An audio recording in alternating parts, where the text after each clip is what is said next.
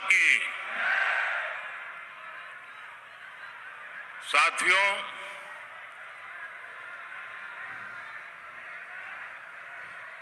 आज की चुनाव सभा को संबोधन करने से पहले मैं महाकुंभ में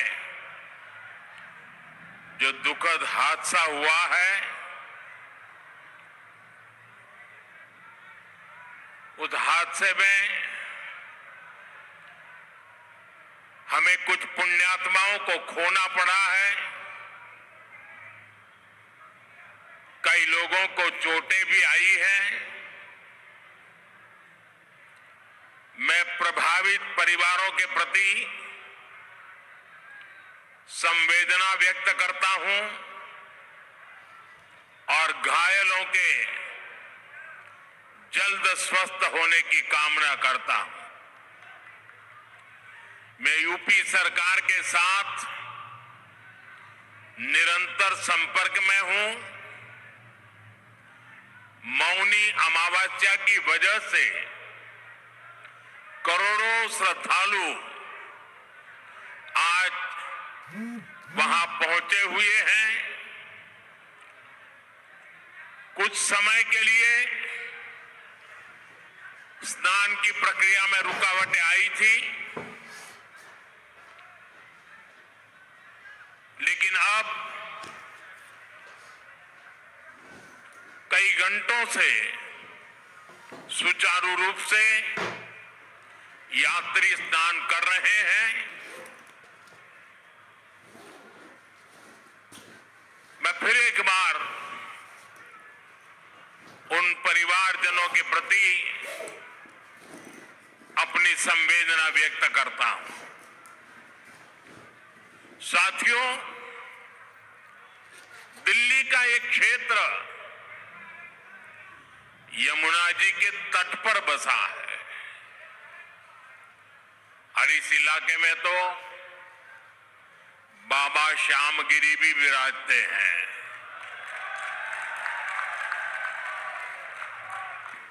मैं उन्हें श्रद्धापूर्वक नमन करते हुए आप सभी जनता जनार्दन को भी प्रणाम करता हूं। आप यहां वर्किंग डे होने के बावजूद भी इतनी विशाल संख्या में, और वो भी दोपहर के समय, हम सबको आशीर्वाद देने आए हैं। मैं आपका हृदय से बहुत बहुत आभार व्यक्त करता हूं। लेकिन ये जो दृश्य है, ये दिल्ली का मूड बता रहा है।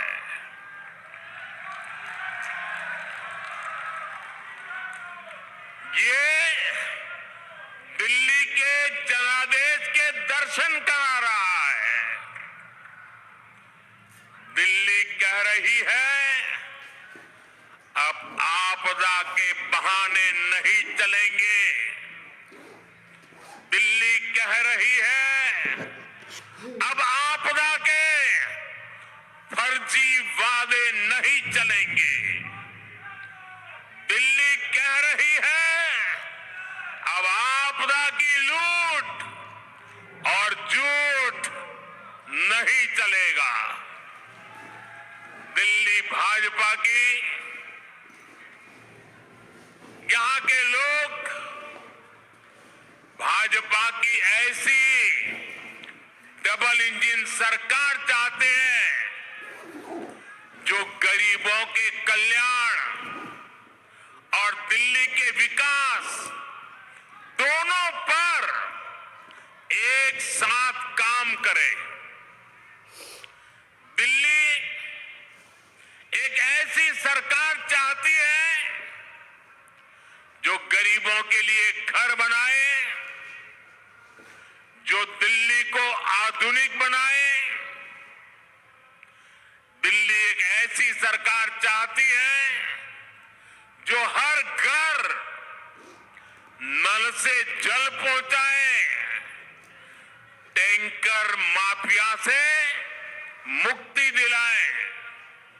इसलिए पूरी दिल्ली आज कह रही है 5 फरवरी आएगी, आपदा जाएगी, भाजपा आएगी। मैं दिल्ली भाजपा को बहुत बहुत बधाई देता हूं। दिल्ली भाजपा ने एक शानदार संकल्प पत्र दिल्ली की जनता के चरणों में समर्पित किया है। इस संकल्प पत्र में दिल्ली की महिलाओं के लिए, युवाओं के लिए, स्कूल में पढ़ने वाले बच्चों के लिए, दिल्ली के मध्यम वर्ग के लिए, ऑटो चलाने वालों के लिए, दुकानदारों के लिए, झुग्गी झोपड़ी में रहने वालों के लिए, हर वर्ग के लिए अच्छी योजनाएं लाने का दिल्ली की जनता को सार्वजनिक रूप से वादा किया है। दिल्ली में बनने वाली भाजपा सरकार अपने वायदे पूरी करेगी। मैं फिर दोहराता हूं, 8 तारीख के बाद जब दिल्ली में भाजपा की सरकार बनेगी, जो भी वादे आपको किए गए हैं, वो सारे के सारे वादे समय सीमा में पूरे किए जाएंगे। ये मोदी की गारंटी है।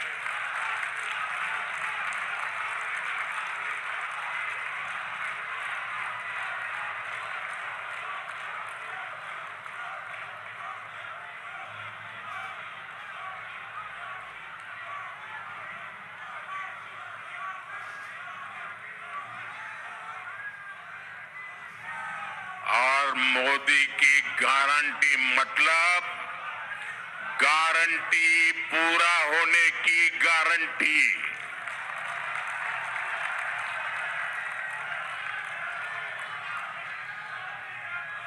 साथियों,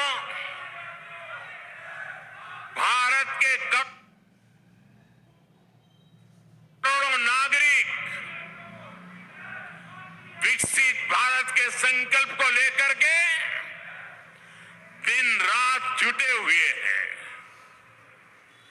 ये बहुत जरूरी है कि विकसित भारत की राजधानी भी एक विकसित देश का मॉडल शहर बने। क्या आज हमारी दिल्ली को लेकर जो बदहाली देखने को मिल रही है, क्या हम ये कह सकते हैं क्या दिल्ली एक आधुनिक देश की राजधानी, क्या उसका रंग रूप ऐसा नजर आ रहा है क्या?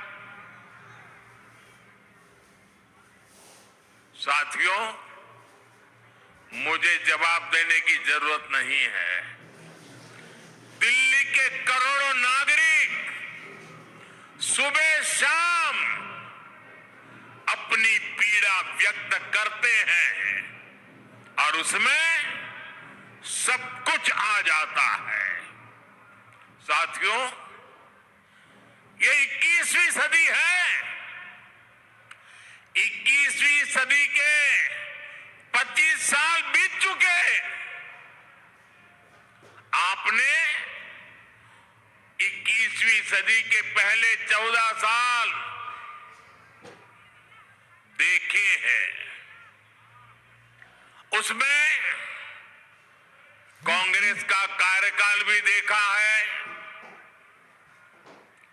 फिर 11 साल आपदा सरकार को दिए, लेकिन दिल्ली की समस्या तो वही की वही है।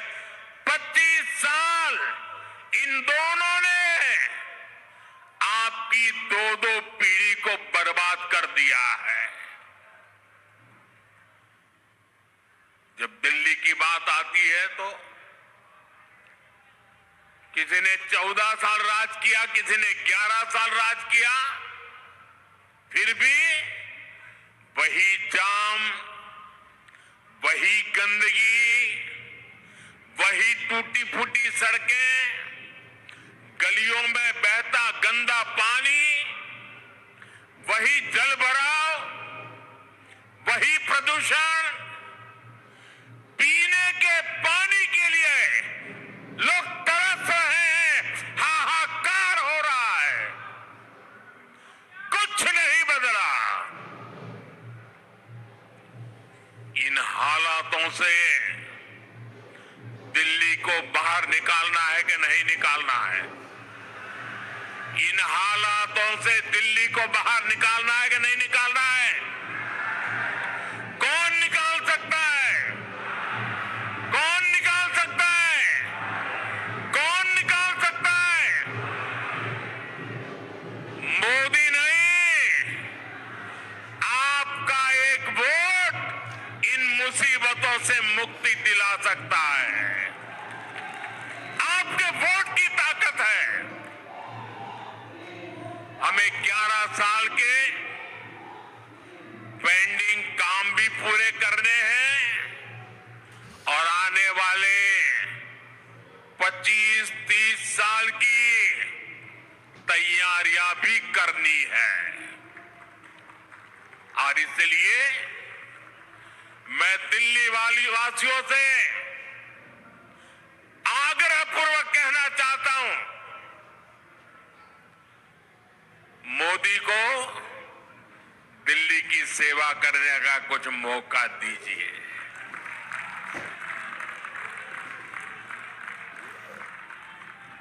देश भर में मैं बहुत कुछ कर पाया हूं, दिल्ली में आपने मुझे सेवा करने का अवसर नहीं दिया।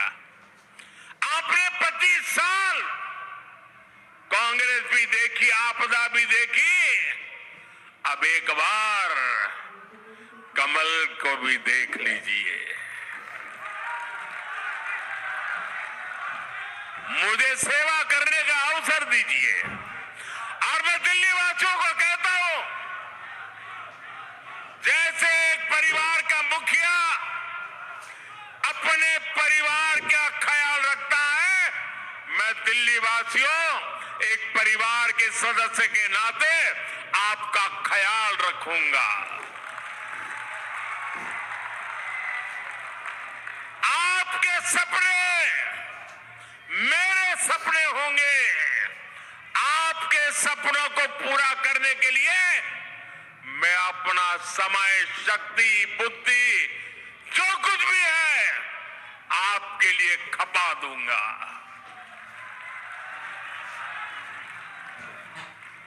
साथियों, भाजपा सरकार का ट्रैक रिकॉर्ड है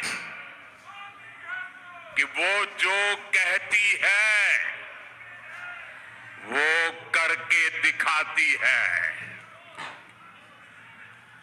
आजादी के अनेक दशकों बाद भी देश में करोड़ों लोग टॉयलेट, बिजली, गैस कनेक्शन, बैंक खाते, ऐसी सुविधाओं से वंचित थे। यहां उत्तराखंड से आए काफी सारे परिवार बसे हुए हैं। उत्तराखंड हिमालय की गोद, पहाड़ी इलाका, पैदल जाना हो तो भी दम उखड़ जाए। वहां भाजपा की सरकार है। हमने दूर दराज के गांवों तक सड़कें पहुंचाई हैं। नौजवान अब वापस गांव की तरफ रुख कर रहे हैं। 2014 में देश में सिर्फ ये आंकड़ा चौंकाने वाला है। 2014 आप लोगों ने मुझे बिठाया, उसके पहले 2014 के पहले 3 करोड़ ग्रामीण परिवारों के पास नल का कनेक्शन था। कितने कितने कितने ये मैं इसलिए कह रहा हूं जो याद रहे आपको, कितने घरों के पास? 3 करोड़। बीते 5 साल में 12 करोड़ नए परिवारों को नल से जल की सुविधा पहुंचाई है।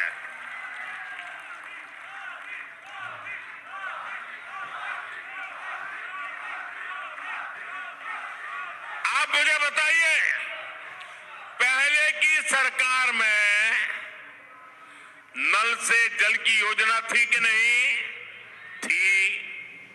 कांग्रेस के जमाने में योजना थी। क्या हमने आकर के बंद कर दी? क्या नहीं बंद कर दी। हमने ऊपर से उसको मजबूत किया। उनका काम तो नहीं होता था, वो तो 3 करोड़ घरों पे अटक चुके थे। जो काम देश की आजादी के बाद इतने दिनों नहीं कर पाए, हमने 5 साल में करके दिखाया कि नहीं? हम योजनाएं बंद करने वालों में से नहीं है, हम योजनाओं को बल देने वाले लोगों में से है। और आज इन घरों में नल से साफ पानी आता है। अगर हिंदुस्तान के दूर दराज के गांवों में गरीब से गरीब घर में नल से जल पहुंच सकता है, तो मेरे दिल्ली के भाई बहन मुझे बताएं, देश की राजधानी दिल्ली में ना नल से जल आता है, और जहां आता भी है वो बताने लायक भी नहीं है। पीने की तो बात छोड़ो, साफ नहीं होता है।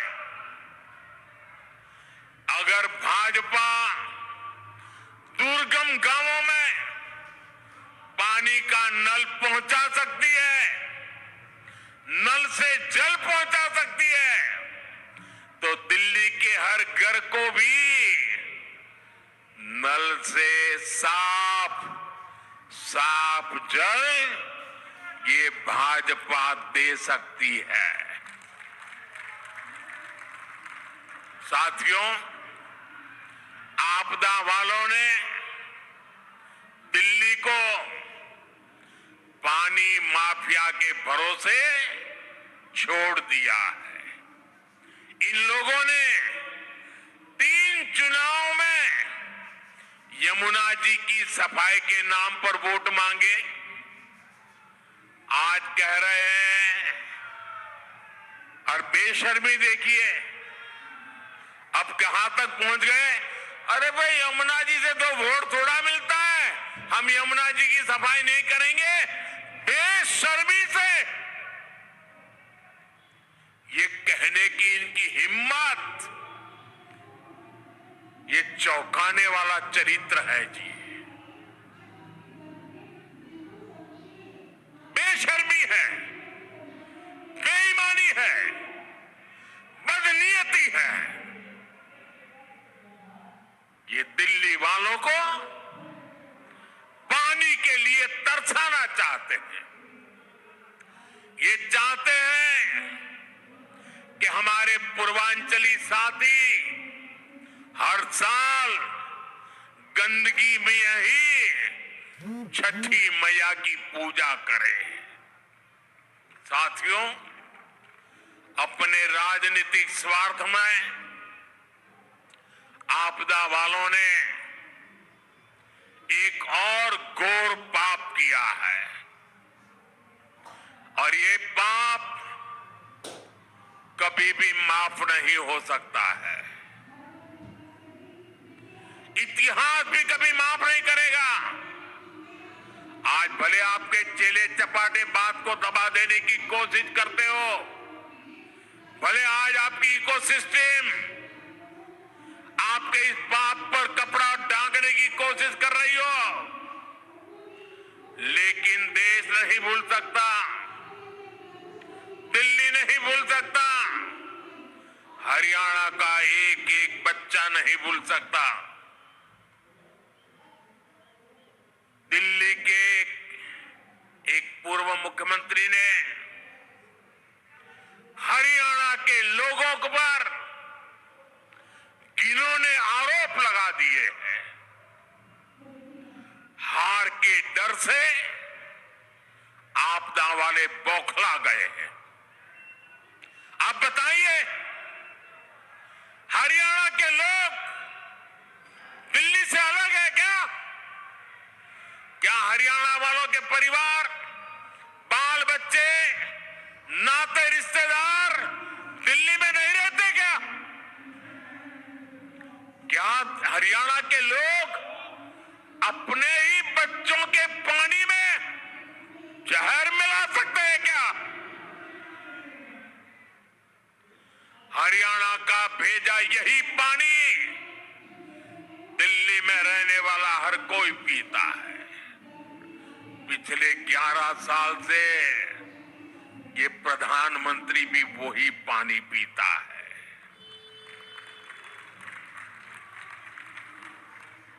हरियाणा का भेजा यही पानी दिल्ली में रहने वाले हमारे सारे न्यायाधीश, सारे न्यायमूर्ति, सभी हमारे सम्मानित सदस्य भी पीते हैं।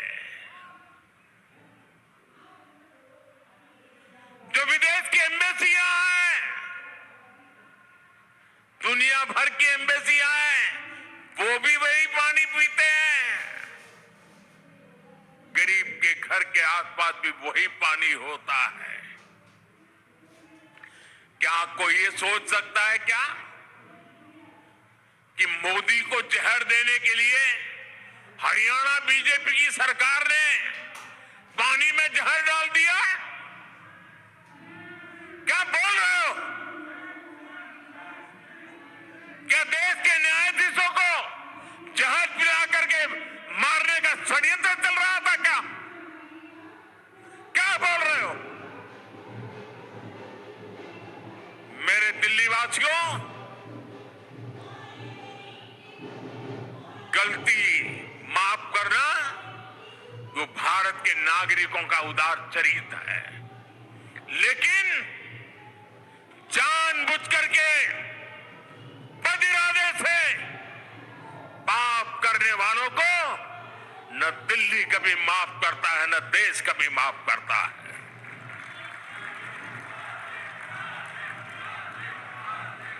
साथियों, मैंने हरियाणा की रोटी खा की है।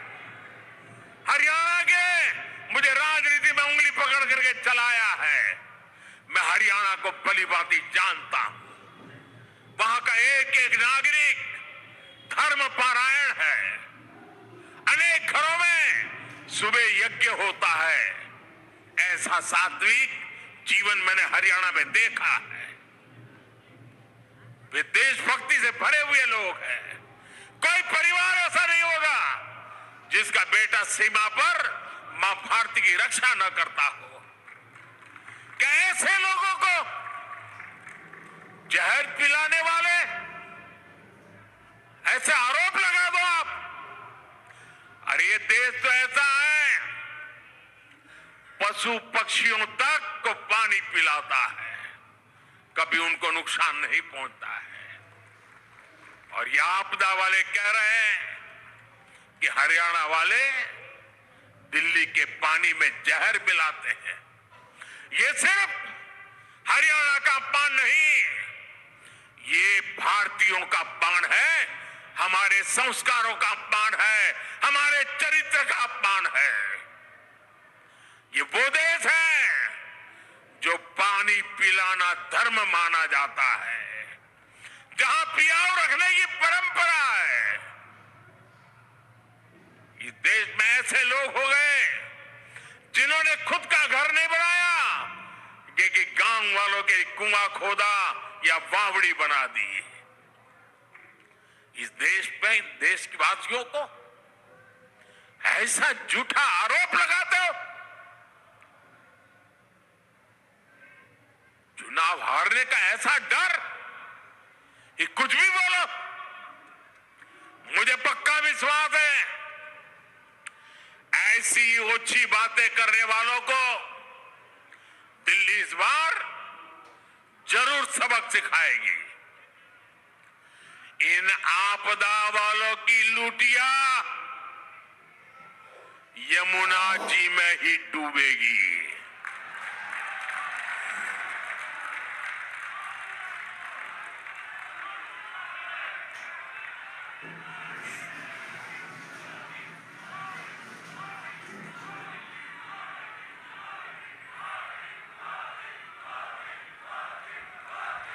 साथियों, आपदा वालों की नीयत ही काम करने की नहीं है। पिछले 5 साल में दिल्ली विधानसभा सिर्फ 70-75 दिन चली है। ये दिल्ली विधानसभा के इतिहास का सबसे कम कामकाज रहा। इस दौरान दिल्ली में समस्याएं बढ़ी, लेकिन कानून सिर्फ 14 पास हुए। 5 साल में 14 कानून। इनमें से भी 5 कानून उनके जो विधायक हैं ना, उनकी सैलरी और पेंशन तो तय करने के लिए रहे 5। यानी आपदा वालों को दिल्ली की आम जनता की समस्या से कोई लेना देना नहीं है। दिल्ली की समस्याओं के समाधान ढूंढने के बजाय इन्होंने विधानसभा के पवित्र मंच को, लोकतंत्र के मंदिर को गाली गलौज के लिए इस्तेमाल किया। साथियों, भारतीय गणतंत्र के 75 साल पूरे होने का जोश पूरे देश में है। 26 जनवरी को कर्तव्य पथ पर देशभक्ति की झांकी देश ने देखी। भारतीय सेना की दहाड़ आसमान